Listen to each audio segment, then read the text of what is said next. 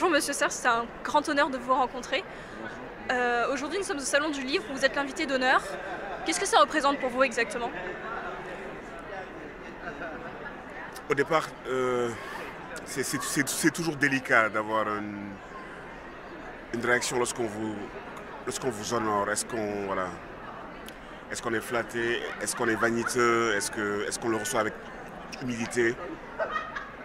Je me suis dit que c'était intéressant qu'ils se disent qu'ils peuvent inviter, comme invité d'honneur parmi d'autres, un écrivain sénégalais qui n'est pas d'ici, qui vient d'une autre géographie culturelle, mentale, et que ça voulait probablement dire qu'ils estimaient que la littérature était un espace de dialogue, un espace ouvert sur la pluralité. Et je pense que c'est ce qu'ils ont voulu signifier, quoi.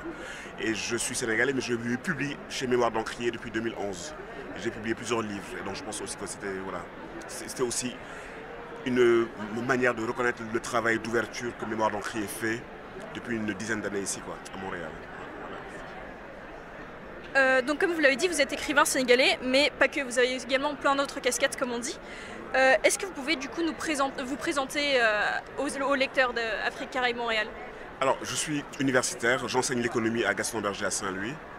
Je suis écrivain, donc j'écris des essais, des romans, des textes méditatifs, de la poésie et du théâtre. Je suis musicien aussi. Mais je pense que ce qui fait l'unité de ces trois visages aux casquettes, c'est être au cœur d'un processus de transmission. Un prof, il transmet un savoir articulé.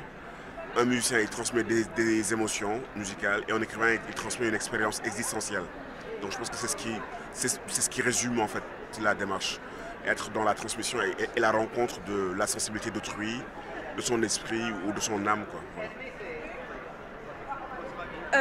Dans votre livre Afrotopia, que vous avez publié en 2016, donc très récemment, vous affirmez que l'Afrique n'a rien à rattraper à personne par rapport au point de vue de l'Occident sur le fait que l'Afrique serait, entre guillemets, en sous-développement. Et vous affirmez absolument le contraire. Qu'est-ce que vous entendez exactement par là? J'entends par là que les aventures sociétales ne sont pas comparables, parce que c'est des aventures dynamiques, historiques, et que nous ne sommes pas dans une course. Les sociétés, je pense qu'elles tendent à atteindre leur optimum, à s'accomplir, et que chaque société est prise dans son historicité. Qui va fixer le rendez-vous et l'heure du rendez-vous pour atteindre quelle finalité? C'est une question complexe. Ça ne veut pas dire que l'Afrique ou les Africains n'ont pas de défis à relever. Ils ont des défis à relever. Mais ils doivent être au meilleur de leur potentialité. C'est ça la vraie question. Mais il ne s'agit pas de ressembler ou de mimer ou de rattraper qui que ce soit. Parce qu'il y a au fond rien à rattraper. Il y a à accomplir sa dynamique sociétale. Les Africains en sont là où ils sont. C'est le résultat de leur histoire. Et ça, il faut le distinguer avec l'idée de non-accomplissement. Mais l'accomplissement, on tourne le regard vers l'intérieur, mais pas vers l'extérieur. Voilà, c'est juste ça en fait.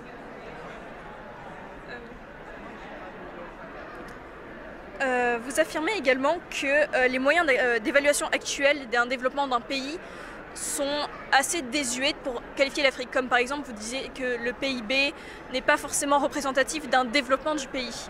Donc quelles seraient selon vous les grilles d'évaluation qui seraient mieux adaptées au cas de l'Afrique? Elles doivent prendre en compte les formes d'économicité et puis elles doivent aller au-delà de l'économicité.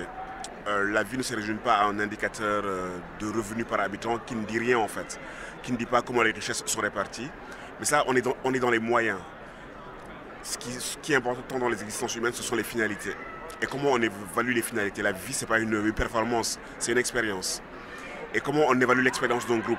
Comment ce groupe fait face à la vie? Comment il fait communauté? Comment il fait sens?